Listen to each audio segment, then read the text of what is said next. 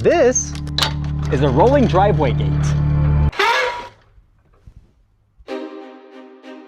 Once we started this Dream Shop project, I needed a way to get to the building, and this was the most economical way at the time. But there's a problem. Maybe two. The idea was to build a low-cost, lightweight rolling gate that would allow me to move vehicles in and out of the shop. We went and bought some 2-inch square tubing from a local metal shop and went to town as the Harbor Freight Welding ambassador of unexperienced DIYers. I may be busting my own coconuts here, a little bit too much. The gate's actually been pretty great. It just has two issues. It can't handle Texas, and I can't handle the stinking track it rolls on. And I had an idea, inspired by rollerblades, that's gonna fix this gate altogether. Well, we are in our home stretch on our moped, a Dream Shop build, and due to the fact we live in city limits, we gotta go through the inspection process, which is up next. We have a few last things to tackle. We knocked out the gutters, we need to paint and make them look pretty, but we have above the door a nice light fixture going there. We've got ourselves some new lighting. I gotta figure out how to get some 6-month-old mortar off the face of these bricks. We have a ton of cleaning up to do. We really gotta get rid of this mess. Not just back here, but who's here? Over there. And as luck would have it, I logged onto my city's Facebook page today, and apparently there's a clean sweep tomorrow.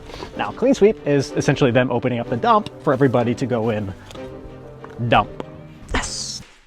All right, we have got to get this paperweight Mercedes started up and out of the way. What's your over/under, guys?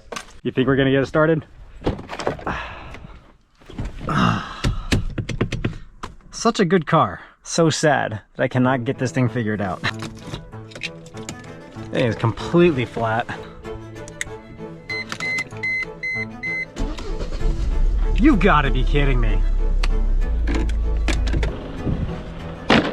Ran when parked. Still runs somehow. Rolling gates. I want to get rid of this. 30 miles an hour, 4,000 RPM, 4,500 RPM, 5,000 RPM, 5,500 RPM, still no shift. Will not shift out of first gear. It won't blow up. First gear still strong. Unfortunately, it's the only gear I have. Wide open. Shift, shift, second gear. This would be a great farm truck. First gear, 30 miles an hour, off-road capabilities. Just want to jump it. Maui! Watch out!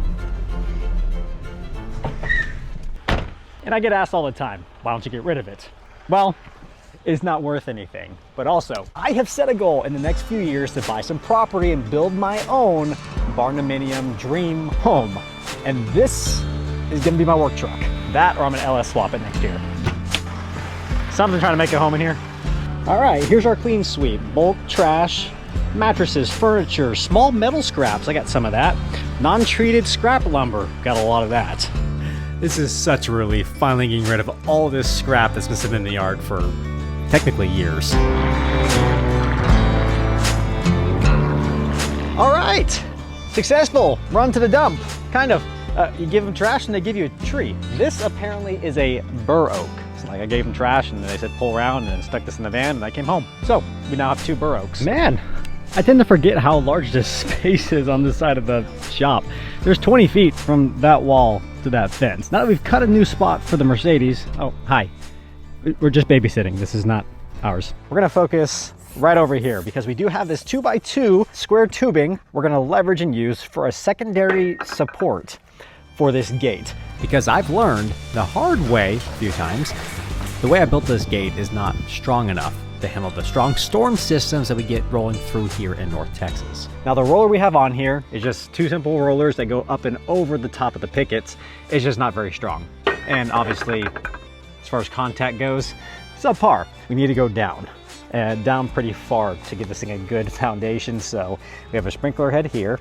I know irrigation lines here, so I'm hoping there's nothing straight down. Dude, hey, Maui, dude, relax. We have been playing fetch for 9 hours straight. My goodness, dog.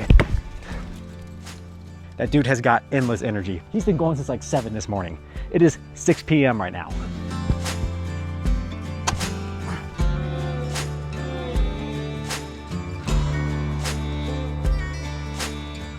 So this is a 2x2, nothing special steel tubing. I think it's 2x2. But regardless, we are gonna clean it off because it's been sitting out in the weather. And then we have some bed liner, this time in a turbo can. Not ideal, but this is all I had.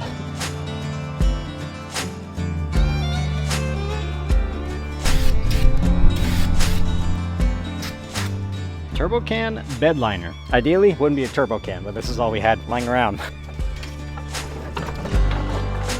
And this is what we picked up from our local metal shop. So they have these like rolling gate rollers, $18 a pop. And the smaller ones, 2 inches, $13 a pop. When I initially built this gate, I ordered this roller guide off of Amazon and bolted to the upright. And it did okay for what it was, but it wasn't able to wrap around the top of the picket enough to make good contact with the frame, but it just also wasn't very strong.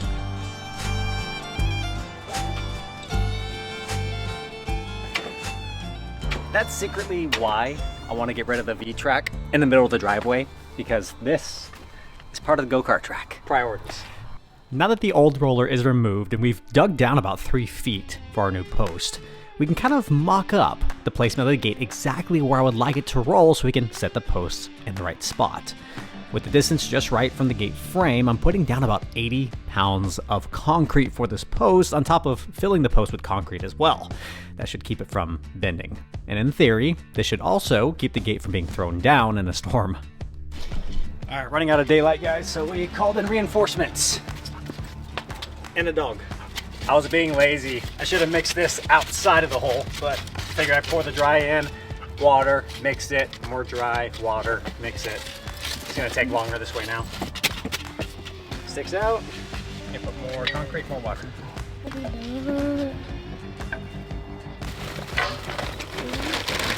What?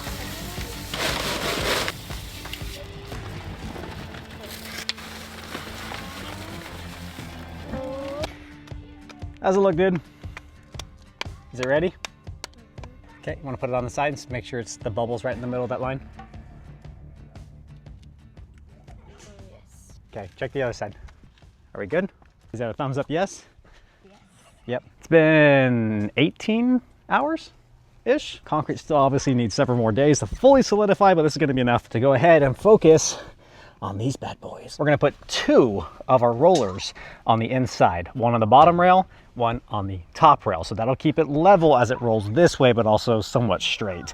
And then once those are on there, we'll pull the gate out and we'll do the same thing on this side. And the way the fence is situated, this post, which I could, in theory, weld to. Oh, you know what? I could still weld this thing. That's interesting. Didn't think about that till now.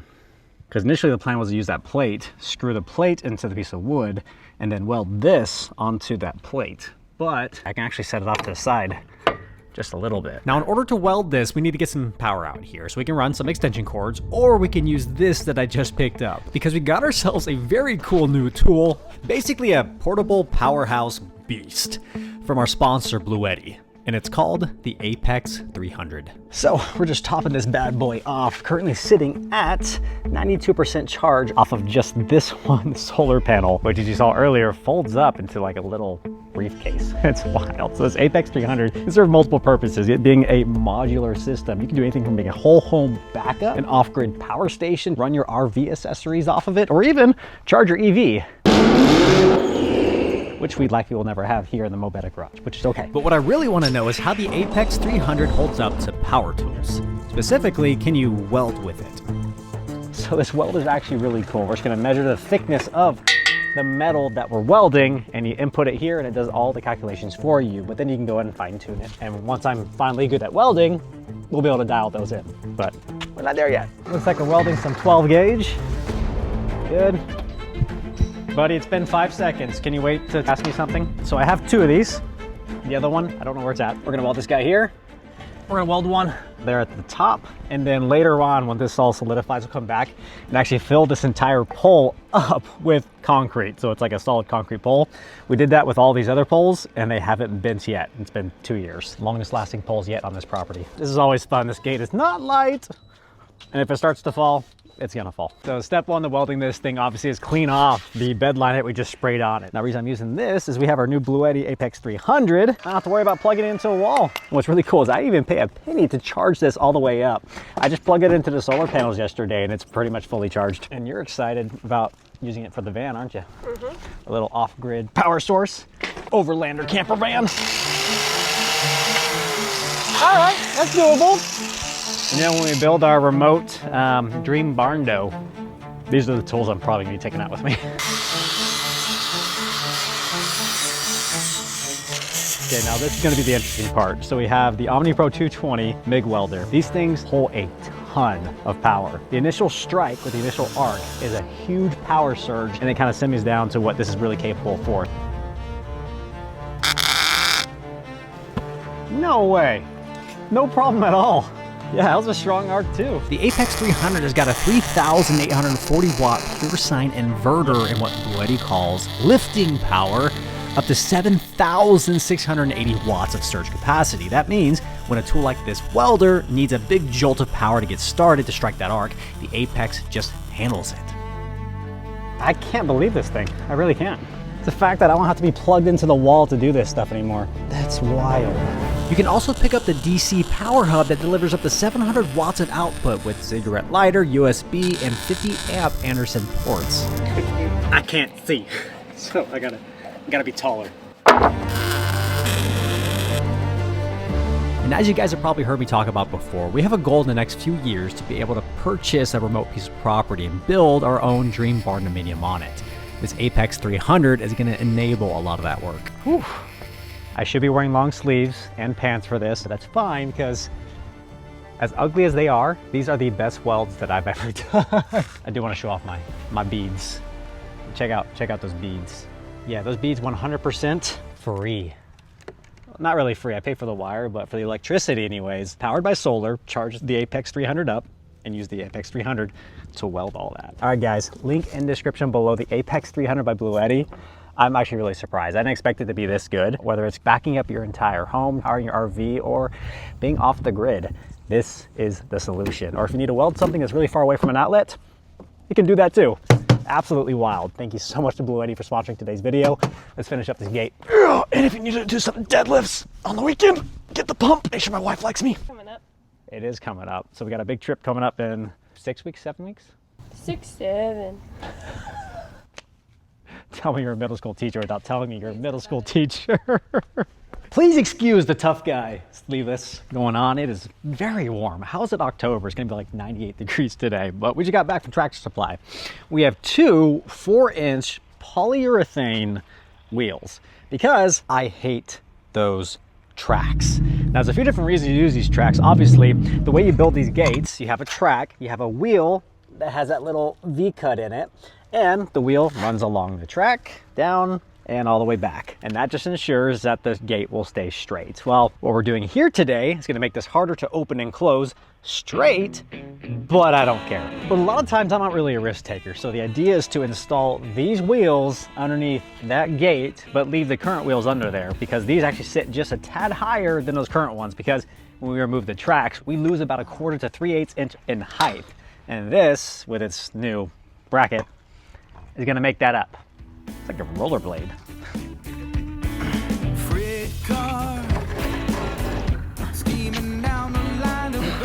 And in order to get these wheels underneath, we got to get the gate down. And I'm running solo today, so this was a lot of fun. Oh, and here it shall stay until I have some help. So obviously we're not using these wheels in the way that they were intended and built for. So we had to trim the brackets a little bit to get it to fit, and we're also going to go ahead and weld them on the outside of the current casters, because if this goes horribly wrong, we at least have the old ones as backup.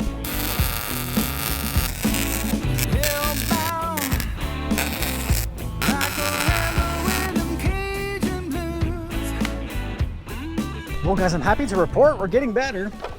Now this gate was one of the first things I welded. That one's, I don't know, half decent bead. Missing some weld right there. I don't know what in the world happened. We missed completely. This one started okay, and we have a hole there, hole there, hole. Anyways, long story short, I think we're getting better, and it's pretty solid. And as you guys know, definitely not perfect, just mow better. Unfortunately, the in-laws stopped by, so we got Kent's help to get this thing lifted back up.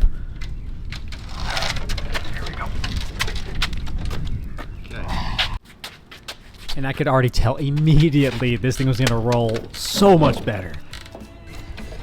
And since I tightened up the spacing between the gate and the fence, we had a few clearance issues. We've had a few planks over the last 2 years get a bit warped, to say the least.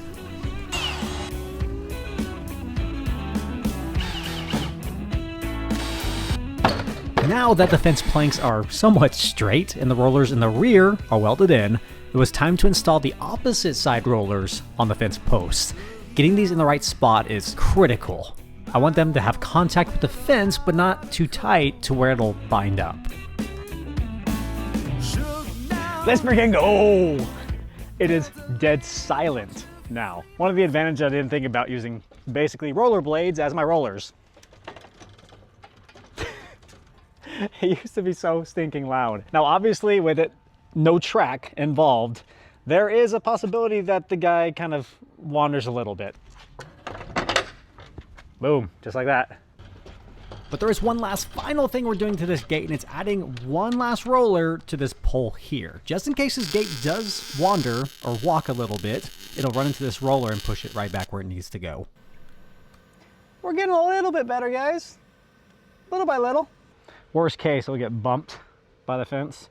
This is kind of just a backup plan, just in case the gate wants to walk a little bit off the track. It won't nail the pole. It'll just touch this, which will bump back out, and that's free to go. I'm also still blown away at this Bluetti. I've been welding with it the entire time. I haven't charged it. If I need a charge, I'll just plug it back into the solar panels. Oh man, and we are really excited to use this thing on our trip coming up. Because when we bought the Sprinter van, the Black Pearl, it came with 2 solar panels that the previous owner purchased but never installed on top of the van. And what's nice is those connectors that those solar panels are meant for are the same connectors that go right into this Bluetti. I could mount those solar panels on the roof, run those wires inside the van, and then whenever we need to use this, we just throw this in the back of the van, plug it in, and it's always charging off those solar panels for free and not going to drain the battery in the Sprinter either. But more importantly than anything is this right here.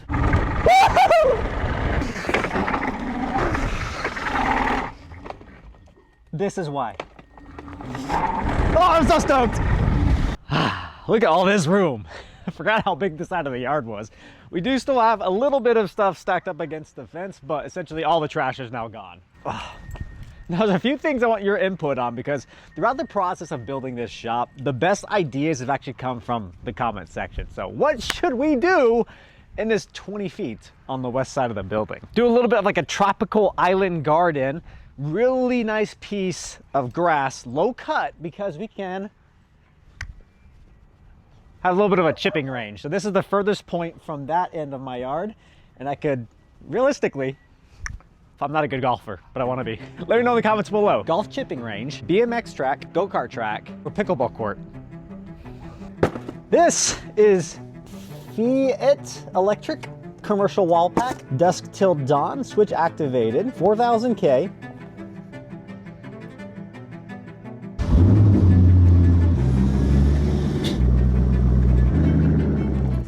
Let's try this again. Now we have an 8,000 lumen light to go up there. Now the difference between this one and that other one we just took back is you can choose the color temperature you would like. You can also choose the brightness. So we're going with this one. This dog. Relentless. Throw the ball, please. Don't look at the ball. Nope, don't look at the ball. Don't look at the ball. Yes. Oh, there we go. This one was $40 more expensive.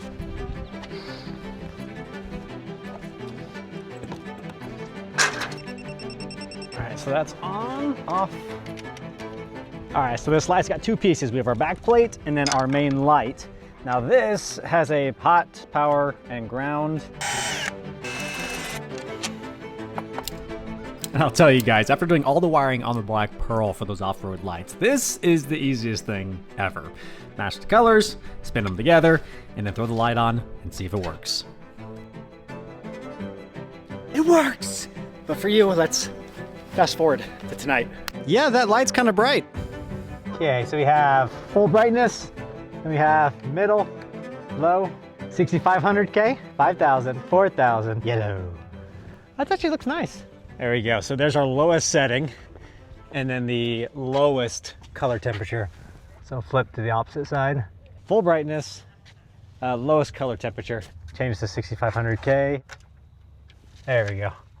Full blue, 6,500. Which one do you like? Orange. You like the orange? Okay. What do you guys think? We've got a light on the Mo Better garage. All right, last thing we need to do with this light is get some Lexil and run it around the box. Just make sure there's no water penetrating into all the electricals. I'm not gonna do that yet though. We have no rain in the forecast for the next 2 weeks. I wanna live with this for about a week and see if I actually like it, because now that it's up there, it's very large. That is a very large light to be 8 feet above the ground. Worst case scenario, we'll take that light and move it up to the top of the main garage door, because that's the size and type of light that would work really well about 15 feet up in the air. And if that's the case, we'll pull that down, swap it out for a more traditional, cute lamp, and then we'll move that one to the very top when we're running all the electrical. Out of the sand, out of the sand, up, up, get up and out of the sand. Thank you. Leveling your lawn with sand when you have one of these is impossible. Home stretch, home stretch. Look at this building, guys. This is wild. Just to think that we've built this without any prior experience. Google, YouTube, sometimes AI, we figured it out. I'm so grateful. I love this building. And if it wasn't for this on the other side of the camera, this nightmare where that went until 1 a.m. last night, working out here, I'd be ecstatic. It is what it is. I own this, I don't own that. I have no say over what they do over there. Home stretch, very last part. First time I've ever done this, kind of nervous about it, is acid.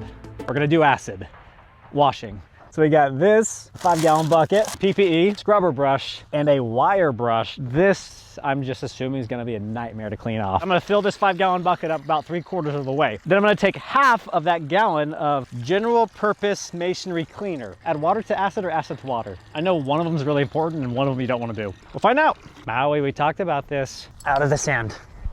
And I know they said you want to soak the bricks before you put the acid wash on there, because the bricks will just absorb all that stuff and you don't want that. Soak the bejesus out of the brick faces, and I'm going to start right here. Welcome to Mo Better Science. But the science isn't perfect, it's just Mo Better.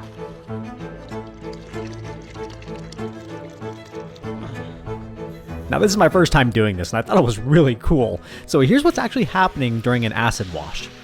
When you mix muriatic acid with water and apply it to the brick, it reacts chemically with the lime and cement within the mortar. That reaction breaks down the calcium carbonate, I don't really know what that means, and other alkaline components that cause the white haze on the surface as the acid neutralizes the minerals. Once rinsed off, you're left with a clean, natural face of the brick. And some of these mortar smears and mistakes that I made laying this brick down washed away as well. Chemistry, chemistry. Didn't understand it in school, still don't understand it now. But I watch a YouTube video, so we're good.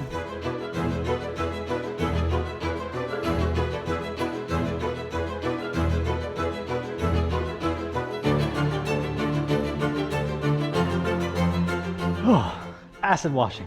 It actually works. Still on the fence about doing the front or not, because the front's super clean. When we laid the brick, I immediately went back immediately after and cleaned every single face of each of those bricks. So it's actually really clean. I don't want to set up scaffolding right now. Maybe later. Oh, it's game time. And guess what? We no longer have a track to run over. Very happy to say, let's race. Silence.